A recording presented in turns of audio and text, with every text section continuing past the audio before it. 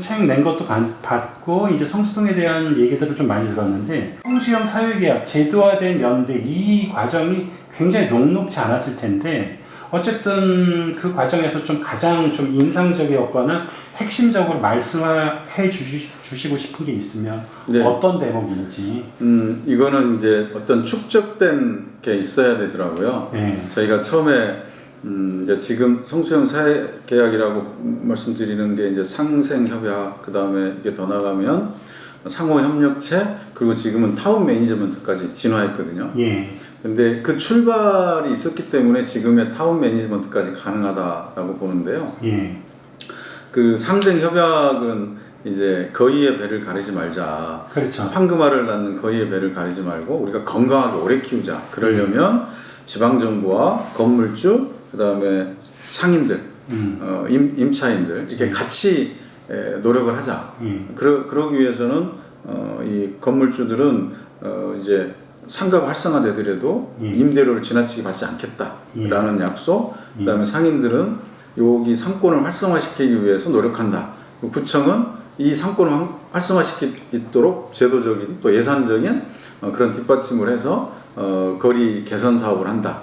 이제 이게 이제 시작인데 여기에 이제 동의하신 분들이 이제 그 결과적으로 한 65% 됐거든요. 그래서 그게 이제 바탕이 돼서 지금 오는 건데 그 과정에서 일일이 설득하는 작업들이 굉장히 힘들었습니다. 이제 왜 자본주의 사회에서 내 마음대로 건물주가 법 안에서 올리겠다는데 무슨 이제 구청에서 나서서 이래라 저래라 하냐 이런 얘기도 있고. 근데 이제 저희가 꾸준히 설득했죠. 왜냐하면 그 당시 젠트리피케이션 때문에 상가가 다운되는 상가들이 이대, 뭐 신촌 이런 예들이 있었거든요. 그런 예들을 이제 들어주면서 우리가 이곳을 발전시키고 나면 그때는 이제 발전되기 전이니까 하면 분명히 따라옵니다. 미리 우리가 이걸 협약을 하셔야 우리가 여기 예산도 투입합니다. 이런 게 설득하고 사인을 받고 이제 예산 투입하고 시작했거든요. 그런데 이게 굉장히 잘 됐고, 두 번째로는 상호협력 주민협의체를 만들어서 그 지역에 이제 주민대표, 상인대표 뭐 이렇게 또 건물주 대표 이렇게 모여갖고 협의체를 만들어서 여기에 대기업 프랜차이즈가 들어오려고 신청을 하면 여러분들이 판단해달라. 그래서 만약에 이것이 들어와서 이 상권을 뭐 해를 끼칠 것 같으면 여러분들이 거부해도 된다. 거부하면 우리가 허가를 안 해주겠다. 이걸 이제 합니다. 한 단계 더 발전된 거죠.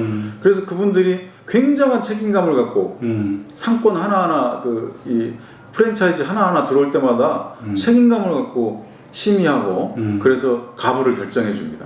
그럼 저는 거기에 따르는 거고요. 그렇게 해서 왔고 지금은 타운 매니지먼트까지 온 건데 이제는 기업까지 이제 대기업까지 다 참여해가지고 그걸 만들고 있고 성수동에서 일어나는 일들은 여기서 의논하고 결정하고 집행한다. 이게 이제 민간 주도의 타운 매니지먼트까지 만들어진 거죠. 그게 뭐 1, 2년에 벌어진 일이 아니잖아요. 그러니까 이게 이제 10년 동안 쭉 진행와서 지금까지 진행해 온 겁니다. 그러니까 결과적으로 신뢰가 이게 뭔가 공공과 그 다음에 시민과 기업 간의 신뢰 이런 신뢰들이 처음부터 쭉 축적돼서 지금까지 온 거죠. 주민 참여들은 꾸준히 늘어났나요? 네. 그 과정에서? 이거는 이제 의사결정 기구니까 그 멤버들의 교체는 있지만 딱 정해진 위원회가 있고 이분들은 그 주민들의 의견들을 수렴하는 거거든요.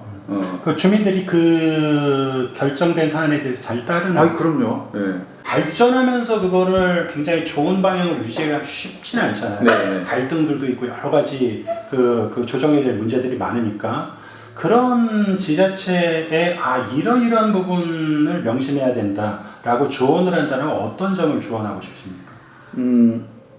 어쨌든 도시는 늘 문제를 안고 살죠. 그리고 도시가 발전하면 문제가 발생할 수 있죠.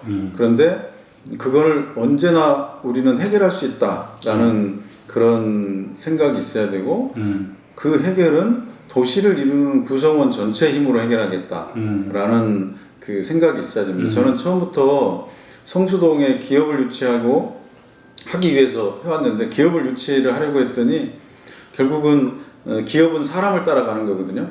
그러면 사람이 몰리는 곳을 만들어야 되는데 그러려고 하면 결국 핫플레이스, 쿨한 곳을 만들어야 되는데 그것을 만들어내는 건 주민들이 이 주연을 해야 됩니다. 주민과 기업이 주인공이고 이 전하 우리 구는 조연.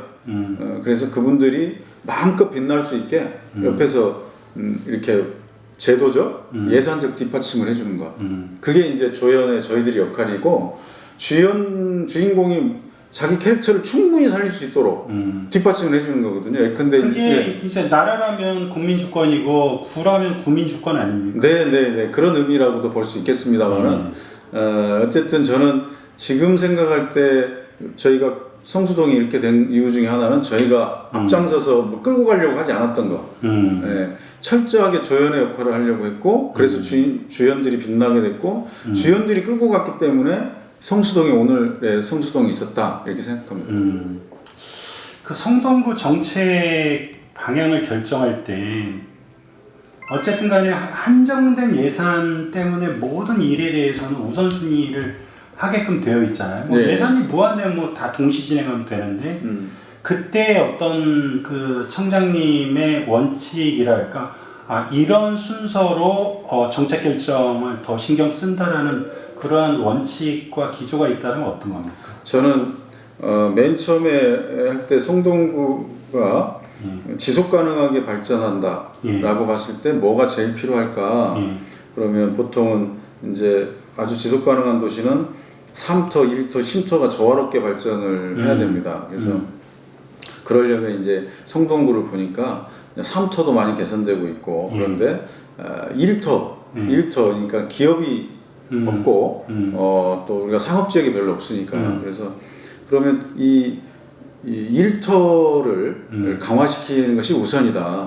3터나 쉼터를 하려면 예산이 들어가고 어떤 경제가 활성화돼야 이런 부분들이 추진이 되는 건데 결국 첫 번째는 1터 그래서 지역경제 활성화다. 그래서 기업을 유치하자. 이게 이제 첫 번째 목표였고요. 여기가 풀려나가면 3터 쉼터를 이렇게 계속 발전시켜 나가자 이런 쪽으로 해서 첫 번째 원칙은 거기다 세웠고요. 그래서 기업 활성화 측면에다 우선적으로 그래서 이제 성수동 이 도시재생 여기다가 이제 우선 투자가 된 거고 지금 이게 선순환이 돼서 전체적으로 지금 이제 복지도 좋아지고 삼터도 좋아지고 그런 거죠. 예. 파일을 키워야 이제 분배할 수 있는 네 그렇습니다. 네. 그러니까 거기에서 이제 선순환 구조를 만들어서 이제 그 핵심적인 뭐 민원이랄까 이제 뭐 주민들의 이제 바람이랄까 이런 것들을 현실화 시켜냈다라는 말씀이신 거죠. 네. 그 이재명 대통령이 이전에 이제 뭐 그 기초나 광역단체장 할 때 늘상 했던 말씀이 이해관계가 충돌하는 사항을 조정하는 게 공직자의 역할이다. 그렇기 때문에 공직자는 모든 사람한테 칭찬을 받을 수가 없다. 네. 그럼에도 불구하고 어떤 사안에 대해서 결정을 해야 되고 중재를 해야 된다. 그게 국민이 아니면 도민이 시민이 그 사람에게 리더에게 그 권력을 위임한 이유다라고 이제 늘 이제 얘기를 하시는데 갈등 사안에 대해서 아무리 그래도 갈등 사안에 쉬운 문제들은 아니에요. 그래서 그 이제 크게 대립되는 갈등 이게 뭐 그 A냐 B냐라는 사안도 있고 아니면 골이 굉장히 깊은 것도 있고 이런 문제를 접할 때 어떤 원칙을 갖고 접근을 하십니까? 일단 이제 저한테 결정권이 있느냐 아니면 당사자들이 결정해야 되는 문제냐 그렇죠. 중요하죠. 이거부터 나눕니다. 예를 들면 재건축 재개발 같은 경우는 저한테 결정권이 있는 게 아니고 당사자들한테 결정권이 있죠. 왜냐하면 이제 뭐 5대 그러니까 조합을 만들려면 75%의 동의가 있어야 되는데 그 75% 80% 이렇게 되는 동의 과정을 그분들이 결정하는 거잖아요. 그렇죠. 제가 뭐 그렇게 해라 저렇게 할 수 없는 거잖아요. 맞습니다. 근데 이거는 이제 찬반이 보통 나뉘어가지고 계속 갈등하는 거거든요.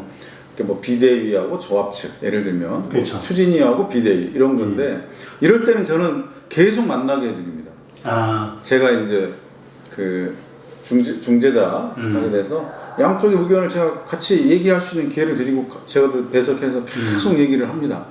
그런 걸 몇 번을 거치고 그러다가 보면 이게 해결은 안 되지만 이제 어느 순간은 그 마감 시한이 있어서 그게 이제 뭐 출구 전략으로 해소가 되든지 아니면 다음 단계로 진행되든지 그럴 거거든요. 근데 그 사이에 계속 만나게 해서 조금씩 이해의 폭을 넓혀주는 그런 역할들을 하고요. 그러면 이제 나중에 결정이 되더라도 갈등이 조금씩 줄죠. 그렇죠. 다음에 제가 결정할 수 있는 일이면 그 제가 결정할 수 있는 일인데 두 그 이해 관계자들이 있다. 그러면 반드시 저는 소수라도 이 소수 보통은 이제 제가 결정할 수 있는 일이면 다수를 이제 이렇게 할 수밖에 없잖아요. 그렇죠. 예, 다수의 의견을 따를 수밖에 없잖아요.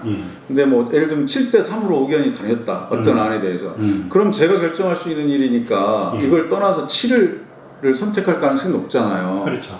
그래도 저는 3을 끝까지 설득을 해서 최소한 뭐 9대1, 뭐 만장일치 8대2, 9대1 예, 이렇게 줄여가고 마지막까지 반대가 되더라도 이분들에게 이해는 할 수 있게 왜 내가 이런 결정을 하는지 이분이 이해할 수 있도록 이렇게 찬성은 안 하지만 뭐 내가 구청장이 저런 결정하는 거 이해는 한다. 이 정도는 만들어 놓을 수 있도록 계속 일을 합니다. 이건 이제 그 구 단위에는 행정 단위는 서로 늘 동네에서 얼굴 보고 사시는 분들인데 그로 인해서 갈등이 생기면 그게 동네가 지속 가능할 수가 없거든요.